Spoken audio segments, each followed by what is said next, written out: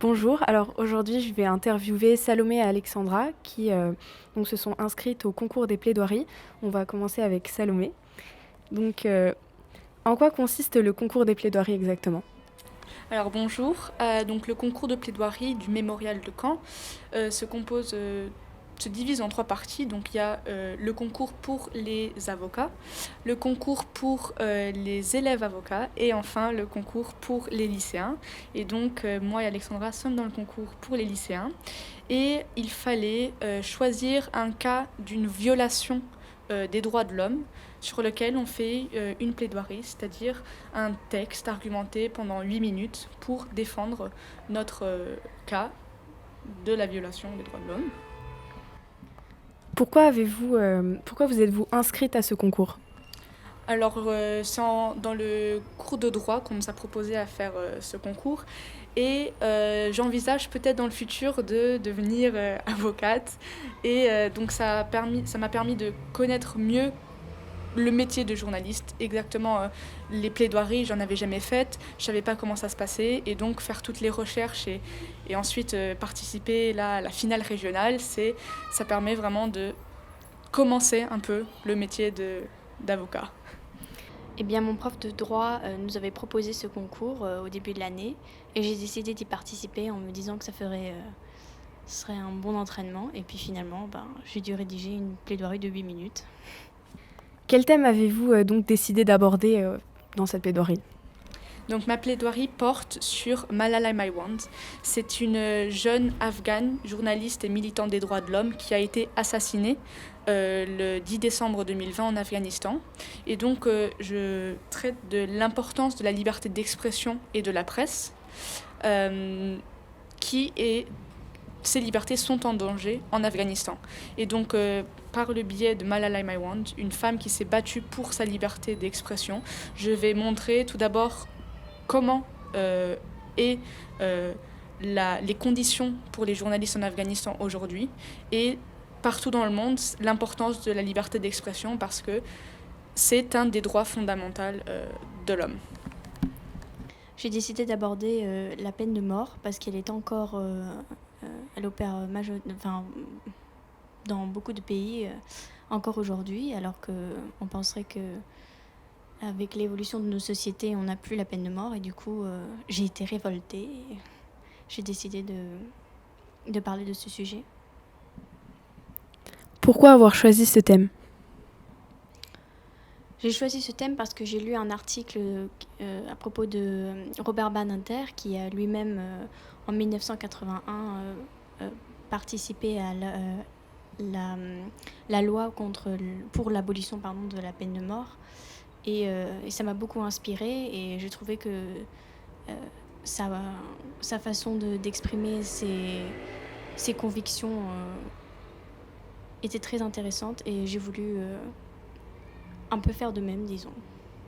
Pourquoi avez-vous choisi donc ce thème?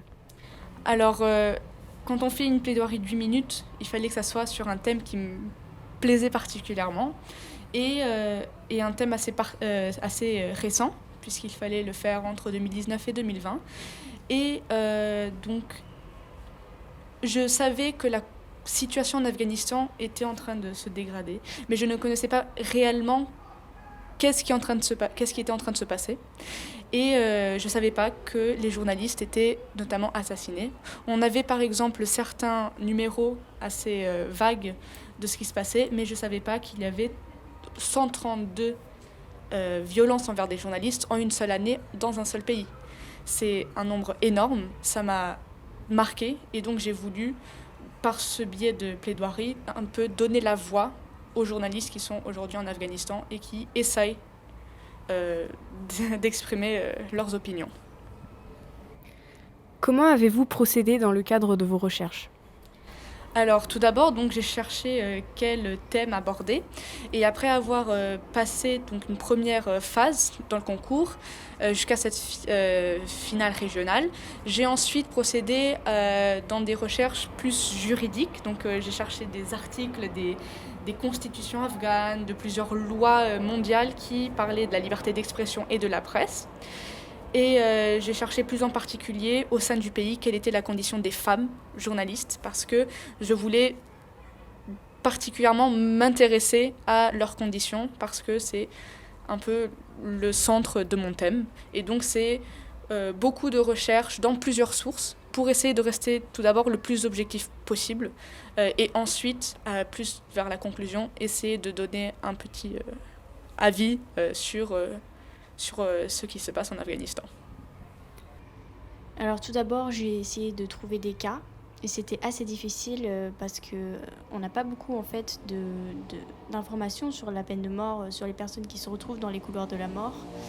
Et j'ai trouvé un cas aux États-Unis qui m'avait beaucoup parlé parce que c'était sur un homme de 19 ans, qui avait 19 ans et qui a été condamné à mort et maintenant aujourd'hui il en a 41 ans et il était censé mourir le 18 novembre 2021.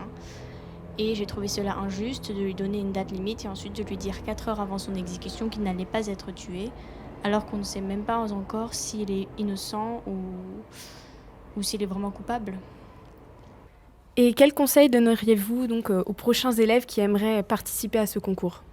Alors, tous les élèves qui s'intéressent un petit peu au droit, alors ça serait un concours super à essayer parce que ça donne, comme je l'ai dit, vraiment une première approche au métier d'avocat.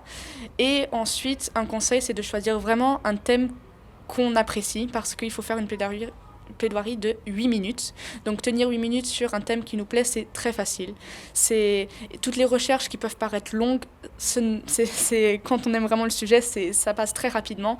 Et oui, il faut vraiment aimer sur ce dont nous parlons et essayer parce que ça coûte rien d'essayer, même si vous n'êtes pas pris, c'est pas grave parce que vous avez pu tenter et voir. Je pense qu'il faut surtout choisir un thème qui vous plaît, parce que c'est très difficile d'écrire une plaidoirie de 8 minutes, construite, cohérente. Donc il faut vraiment parler de quelque chose qui vous tient à cœur ou alors qui vous interpelle vraiment beaucoup.